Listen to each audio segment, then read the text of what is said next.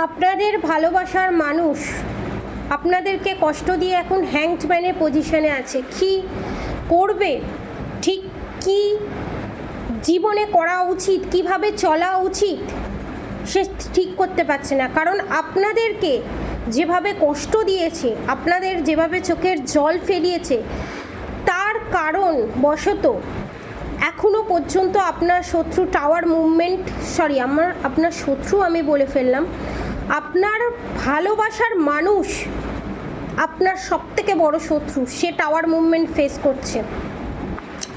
এবং এই সার্কেল ভগবানের কাছে প্রার্থনা করছে যাতে তাড়াতাড়ি শেষ হয়ে যায়, এন্ড হয়ে যায়, এবং সে যেন স্টারের এনার্জিতে আসে।